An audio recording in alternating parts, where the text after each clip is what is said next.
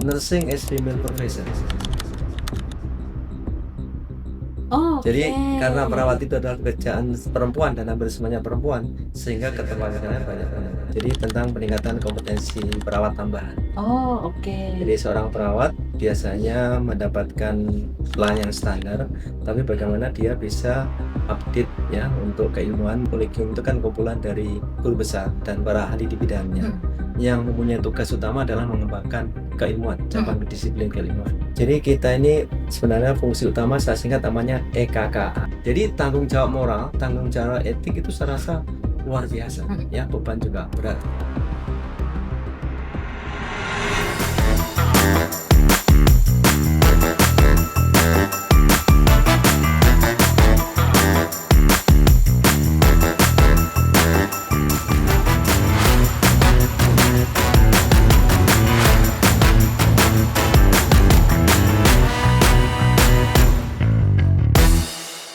Halo Healthis, selamat datang kembali di podcast Konsil Kesehatan Indonesia.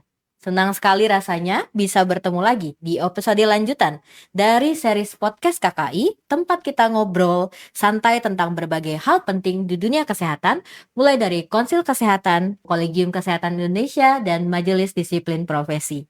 Masih bersama saya, Salma, yang akan menemani Healthis mengenal lebih dekat bagaimana Konsil Kesehatan Indonesia menjalani berbagai peran penting dalam sistem kesehatan di Indonesia, dan seperti biasa kita akan bahas dengan cara yang lebih ringan dan mudah dipahami. Berikut ini adalah series khusus kolegium. Seperti yang Healthis tahu, ada banyak kolegium yang berperan dalam memastikan tenaga medis dan tenaga kesehatan di bidang memiliki kompetensi sesuai standar yang berlaku. Dan di episode ini, kita akan membahas satu kolegium yang perannya sangat vital dalam asuhan keperawatan secara komprehensif kepada pasien, keluarga, dan masyarakat, yaitu kolegium keperawatan. Dan pastinya hari ini kita tidak sendiri. Hari ini saya sudah bersama Prof. Dr. Nur Salam BSNM Nurse Hon selaku Ketua Kolegium Keperawatan. Selamat siang Prof. Selamat Nur. siang. Apa kabar hari ini? Terima Alhamdulillah, kasih banyak baik-baik. sudah meluangkan waktu. Hari ini apa kegiatannya Prof? Luar biasa kita mengikuti kegiatan dari KKI, pembukaan, kemudian juga kita workshop tentang kompetensi keperawatan Oh, di tentang Indonesia. kalau boleh tahu nih Prof, sesi workshopnya hari ini membahas tentang apa Prof? Jadi tentang peningkatan kompetensi perawat tambahan. Oh, oke. Jadi seorang perawat biasanya mendapatkan pelayanan standar, tapi bagaimana dia bisa update ya untuk keilmuan. Misalnya seorang perawat jantung bisa melakukan kateterisasi, Oke. membantu perawat apa misalnya penyakit dalam, nanti juga bisa melakukan hemodialisis. Oke, siap. Itu salah satu. Salah satunya ya Prof ya. Nah, kita bakal ngobrol soal bagaimana kolegium ini berperan dalam penjaminan mutu pendidikan perawat, proses penyusunan standar kompetensinya, sampai bagaimana kolegium ini memastikan calon perawat benar-benar siap memberikan layanan yang aman dan profesional. Apa sih sebenarnya kolegium perawatan itu Prof? Jadi kalau kita amanah Undang-Undang 17 kolegium itu kan kumpulan dari guru besar dan para ahli di bidangnya yang mempunyai tugas utama adalah mengembangkan keilmuan, cabang disiplin keilmuan. Dan fungsi yang lain adalah bagaimana dia juga menetapkan menyusun standar kompetensi dan juga menyusun kurikulum, terutama kurikulum pelatihan, dan ikut serta di dalam pengawalan terlibat di dalam uji kompetensi. Berarti latar belakang pembentukan kolegium itu sendiri adalah Undang-Undang 17 tahun 2023 ya, Prof? kemudian PP 28 tahun 2024. Nah, sekarang tadi kan Prof sudah menyebutkan bahwa yang tergabung di kolegium adalah guru besar dan juga ahli di bidangnya. Nah, sekarang kalau boleh tahu nih Prof, sebagian besar apakah berasal dari universitas, poltekkes, itu anggota-anggota kolegium Jadi dari kita mana nih, Prof? distribusi semuanya, baik Oke. itu dari di mana tempat kerja, apakah universitas, apakah itu poltekkes, apakah juga di pelayanan. Kedua juga daerah. Jadi daerah pun juga kita distribusi, misalnya mulai dari Papua ada, dari Aceh ada, dan itu memang kita memerata. Jadi keterwakilan dari semuanya. Ya, masing-masing. masing-masing. Pertama dari institusi pendidikan, Ya. terus dari Pelayanan, juga pelayanan, dan juga juga dari daerah. perwakilan daerah. Oke, siap. Dan juga kita mempertimbangkan gender juga. Berarti kan keterwakilan nih Prof. Ya. Kita keterwakilan dan gender. Tadi Prof sempat menyebutkan tentang gender.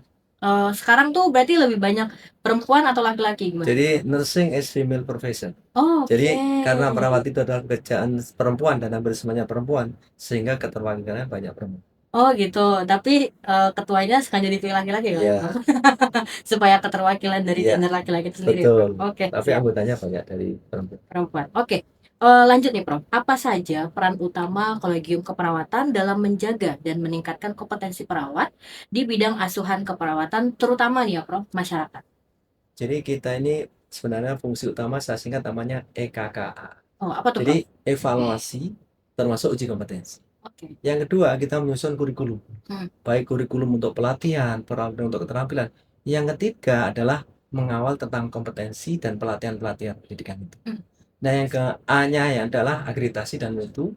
Dan yang terakhir adalah anggota dan juga tentang kerjasama. Itu kira-kira peran yang kita gabung di dalam yang saya sebut dengan EKKA. KKA.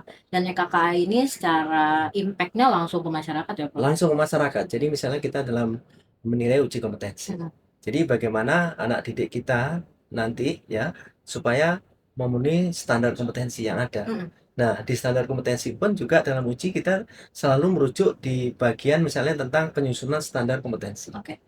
Jadi ada. Nah, standar kompetensi nanti juga di dalam proses pembelajaran ada kurikulum yang ada di situ. Kemudian dijamin kualitasnya oleh akreditasi dan mutu. Seterusnya nanti bagaimana kita pengembangan diri termasuk di dalamnya adalah kerjasama dan juga tentang keanggotaan tersebut. Oke. Berarti kan dalam EKKA tadi ya, Prof ya. Berarti banyak stakeholders yang terlibat. Banyak sekali. Siapa yang paling penting sebenarnya, Prof? Jadi stakeholder yang terlibat terutama kalau tadi yang utama adalah Kementerian Pendidikan Tinggi. Oke. Itu jelas ya karena kita di dalam amanah undang-undang bahwa uji kompetensi diselenggarakan oleh institusi penyelenggara pendidikan bekerjasama dengan kolegium. Maka sudah tuntas termasuk SPO-nya, maka nanti ada panitia ad hoc yang akan menyusun bersama-sama. Jadi paradigma baru yang sekarang untuk uji kompetensi ini tidak seperti yang sebelumnya yang keterwakilan dari pendidikan tinggi dan juga dari kurikulum. Dan dari kurikulum juga nanti keterlibatannya bukan hanya masalah di didikti tapi juga di pelayanan. Karena di situ pasti melibatkan stakeholder dari pelayanan dan seterusnya. Kemudian kompetensi lebih banyak lagi. Di samping daripada kompetensi juga ada di klinik termasuk perawat, tapi juga kebutuhan-kebutuhan masyarakat global itu seperti apa. Jadi kita juga bagaimana studi misalnya di luar bagaimana kompetensi apa yang dibutuhkan. Misalnya seperti itu. Akreditasi juga demikian, stakeholder yang terlibat pasti banyak dan demikian juga tentang kerjasama apalagi karena kita tidak hanya fokus mungkin di pelayanan perawatan tapi juga bagaimana upaya-upaya sesuai dengan tren global yang saat ini. Berarti memang diatur sedemikian rupa supaya mengikuti tren ya, Prof. Ya. Nah, lalu di antara banyak kolegium pasti kompetensinya ada yang beririsan dong, Prof. Nah, apa kekhasan kolegium keperawatan ini, Prof? Ya. Jadi kalau kita melihat, mohon maaf, kita tidak memulihkan kolegium, jadi saya rasa semuanya memberi kontribusi. Ya, betul. Tapi dalam 24 hours, itu sebenarnya yang ada itu hanya nursing. Betul. Jadi yang ada adalah perawat. Maaf, medical doctor misalnya memberikan instruksi atau mungkin advice sekian. Tapi kita bekerja dalam 24 jam. Jadi shift, 3 shift, dan seterusnya. Ini kekhasan. Jadi tanggung jawab moral, tanggung jawab etik itu saya rasa luar biasa. Ya, beban juga berat. Apalagi kalau kita melihat dari flashback di kejadian COVID misalnya ya. Betul. Yang terjadi COVID itu semuanya banyak teman-teman pertumbangan. Dan itu hanya perawat yang hadir di situ. Ya. Bagaimana pasien itu dekat, itu kekhasan, bagaimana kalau saya nilai caringnya itu yang luar biasa. Karena tugas-tugas maaf ya, saya pasien dengan datang itu tidak hanya kita merawat enggak, bagaimana saya menghubungi dokter, bagaimana kita menghubungi laboratorium, bagaimana kita menghubungi radiologi, semuanya di situ. Terus bagaimana kita juga menyusun tentang pembiayaan, menyusun laporan dan lain sebagainya. Itu yang umum. Kemudian yang kekhususan, kita juga dituntut melakukan tindakan-tindakan delegatif maupun mandiri. Delegatif yang tadi saya katakan salah satunya keterampilan-keterampilan khusus. Seorang perawat melakukan tindakan-tindakan invasif, misalnya kalau di pelayanan di perawatan, ya tindakan masang infus, engage tube, dan lain sebagainya itu kan juga tindakan oleh, meskipun itu adalah wewenang dari dokter, biasanya delegasi. Apalagi kalau kita di kamar operasi juga, kita melakukan tindakan-tindakan asistensi dan seterusnya. Kemudian tindakan-tindakan yang lain, saya rasa kita membantu di dalam kesuksesan. Misalnya pemerintah dalam ini ada alat yang baru misalnya kateterisasi. Nah, di sana misalnya dokternya sudah ada spesialis, Mhm. jantung sudah ada dengan fellowship, tapi perawatnya belum ada. Nah, ini kan butuh suatu kekhususan, Mhm. dan itu mungkin tidak bisa digantikan yang lain, dan yang lain saya rasa banyak Mhm. kasusnya. Pasti di masing-masing Ya, kolegium punya jadi kekhasannya di sendiri. samping daripada gantian kayak kita, istilah kayak saya yang membedakan tuh SKS perawat lebih banyak. Apa itu? Sentuhan kasih sayangnya itu lebih banyak. Itu Karena seninya berarti itu ya, Prof, empatinya ya? seperti itu, Heeh. gitu ya. Berarti seni dari Seninya merawat luar itu ya, biasa. Prof? Makanya nursing as art, gitu ya, science and Mhm. technology. Oke, siap. Bagaimana kolegium keperawatan menyusun standar kompetensi agar tetap relevan dengan Baik, perkembangan di jadi ada 3 sekarang? pilar di dalam menyusun standar kompetensi. Yang pertama adalah standar yang ada, bagaimana ini. Mhm. Yang kedua juga regulasi, yang kedua adalah global. Oke. Bagaimana kita melihat perkembangan global? Karena bagaimanapun tekanan global, baik teknologi dan lain sebagainya itu harus memberi suatu dampak yang nanti kita, mohon maaf, saya sampaikan di sini, kita ini ada 787 institusi pendidikan perawatan di Indonesia. Mhm.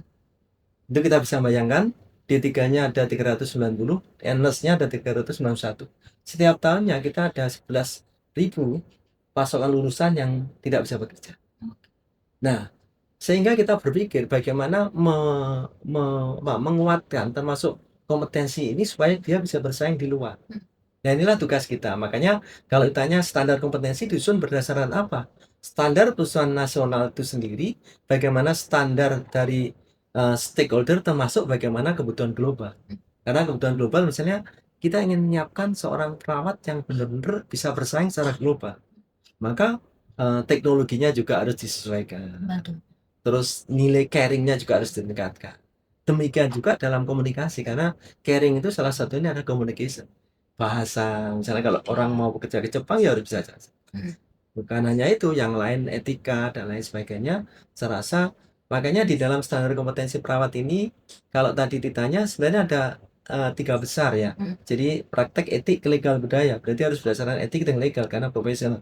Yang kedua adalah professional nursing practice. Jadi harus prakteknya itu harus profesional. Mhm. Nah, yang ketiga adalah pengembangan diri dan profesionalisme di situ. Nah, sekarang kita bicara tentang tantangan nih, Prof. Ya. Apa tantangan utama dalam memastikan pendidikan keperawatan tetap selaras dengan kebutuhan pelayanan kesehatan sekarang ini? Ya, jadi memang tantangan tadi yang saya katakan, kita biasanya di lapangan tuh lebih maju gitu ya, Betul. perkembangan lebih maju. Makanya di dalam Siskes sekarang seorang filsafat itu mengatakan antara teori, antara praktek ya, dan penelitian itu harus menjadi satu kesatuan.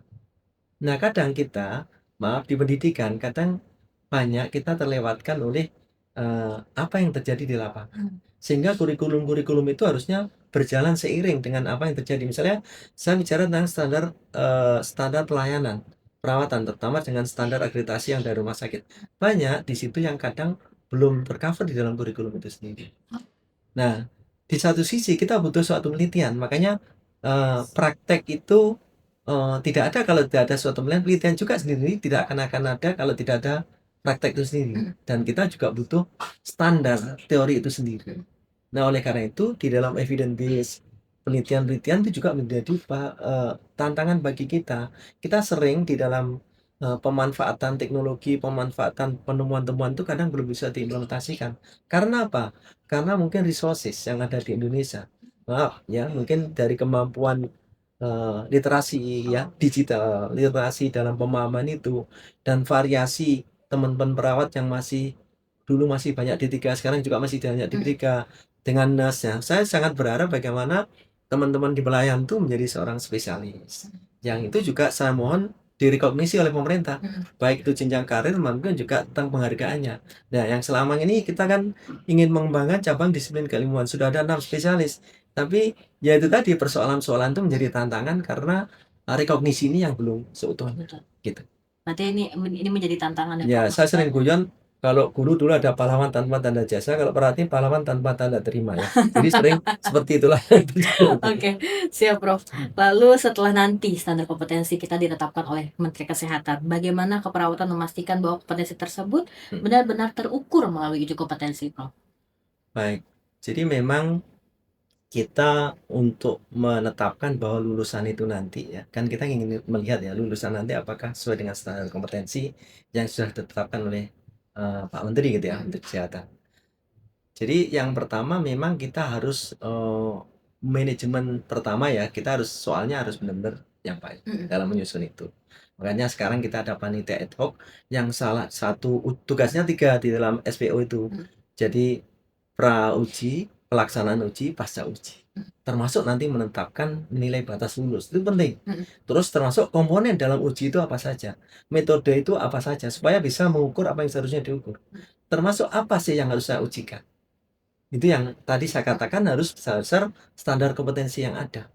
Nah, dari situlah nanti kita harus bisa mengukur mana kira-kira ya mahasiswa maupun institusi yang mampu untuk bisa meluluskan benar-benar bisa terukur. Jangan sampai tadi sebagaimana dikatakan yang pinter tidak lulus, yang kompeten, yang tidak kompeten bisa lulus gitu. Iya. Ini yang jadi menjadi persoalan. Mhm. Sehingga kami sangat berharap sekali supaya menetapkan bahwa kompetensi ini bisa mengukur, ya harus bagus di dalam, uji kompetensi. Memang di NES sekarang ini masih CBT, Mhm. tapi spesialis kita sudah mengembangkan OSCE, CBT, dan itu. Nah, jadi salah satunya juga untuk memastikan kita berbagai metode juga harus digunakan untuk itu. Digunakan, betul. Berarti OSCE itu baru untuk spesialis ya, Prof, ya? Untuk keperawatan begitu. Untuk Nah, perawatan karena baru. kita memang ada sekian ribu tadi, Iya, ratus pendidikan betul. itu yang tidak terjangkau dan kita mohon maaf ya, dengan pendidikan yang lain itu Mhm. saya rasa berbeda karena jumlah perawat itu banyak. Setiap ujian ada 15.000, setahunnya Mhm. itu ada 80.000. Mhm. Coba kita lihat yang kedua, kita dengan CPT online, bagaimana teman-teman di maaf ya, di Di daerah-daerah desa. Mhm. terpencil. Itu juga bukan masalah hanya jaringan, tapi Mhm. juga mohon maaf kadang kita ujian, 1 jam baru bisa masuk. Iya. Kadang juga Kemampuan, bingung ya, ya kemampuan kita mereka tidak dalam meremehkan itu, bukan itu, tapi masalahnya ya itulah persoalan-persoalan yang Mhm. kita hadapi dan saya rasa ini menjadi, tantangan juga untuk tantangan juga ya, uji Prof. kompetensi. Oke, Tidak. yang terakhir nih, Prof. Nah, untuk para calon perawat, Hmm. kemampuan dan nilai apa yang paling ingin ditekankan oleh Collegium agar mereka siap menghadapi tantangan layanan kesehatan di masa depan? Ya, jadi saya sering menyebut dia harus punya aksi. Aksi itu singkatan attitude. Attitude itu bagaimana dia bersikap empati, penuh kasih sayang, komunikasinya baik. Itu modal utama menurut saya seorang perawat. Mhm. Karena dia mendampingi doa. Yang 2 KS itu adalah eee eee, jadi knowledge, jadi Mhm. pengetahuan, pemahaman, Mhm. dan ini penting S-nya adalah skill, keterampilan. Karena perawat itu sangat dibutuhkan keterampilan itu. Mhm. Semua tindakan-tindakan, hampir semua tindakan medis itu biasanya didelegasikan pada perawat. Iya. Dan tadi sudah saya katakan baik mulai basic, mulai NG infus itu basic. Mhm. Nanti sudah advance misalnya kateterisasi kita membantu dan seterusnya itu juga itu. Nah, yang terakhir adalah internalisasi. Jadi dia juga bagaimana yang kita harapkan lulusan itu nanti juga bagaimana bisa, menjadi lifestyle ya, apapun yang dilakukan tadi menjadi suatu pola hidup yang baik. Karena jangan sampai mohon maaf kita ini sering bicara tentang keselamatan pasien, tapi di satu sisi keselamatan petugas perawat itu yang kadang enggak. Kita terjadi pada waktu Covid. Mhm. Maka di situ saya rasa harus menjaga juga bagaimana seorang perawat juga sehat mentalnya gitu Mhm. ya, juga sehat fisiknya begitu ya. Saya rasa begitu itu Betul. penting. Dan oleh karena itu ya saya yakin pemerintah sudah memperhatikan bagaimana untuk mengupayakan di situ Mhm. semua. Karena kita kadang lupa ya, Prof, kita melihat orang Iya, lain, tapi tidak melihat diri kita sendiri ya, Prof. tertular karena Nah, kan banyak iya seperti itu ya. betul. Risiko itu banyak Mhm. terjadi. Betul betul betul, Prof. Wah, seru banget ya Healthies ngobrol kita hari ini. Kita jadi makin paham bagaimana Kolegium Keperawatan bekerja dalam memastikan pendidikan, kompetensi, serta profesionalisme para perawat di bidang advance keperawatan baik pada pasien, wali pasien, maupun masyarakat. Terima kasih banyak kepada Terima Prof. kasih. Nur Salam selaku Ketua Kolegium Keperawatan yang sudah berbagi insight dan pengalaman berharga. Semoga pembahasan ini bisa memberikan gambaran yang lebih jelas tentang bagaimana sebuah kolegium memastikan kualitas layanan kesehatan tetap terjaga. Dan untuk Healthies yang masih penasaran dengan kolegium lainnya, tenang aja. Ini bagian dari series khusus kolegium dan masih banyak lagi kolegium yang akan kita bahas di episode-episode berikutnya. Pastikan healthies, terus ikuti podcast Konsil Kesehatan Indonesia supaya nggak ketinggalan episode menarik lainnya. Jangan lupa untuk like, share, dan subscribe channel ini supaya kamu tidak ketinggalan episode-episode berikutnya. Follow juga sosial media resmi Konsil Kesehatan Indonesia di Instagram dan TikTok @officialkki.id. Sampai jumpa di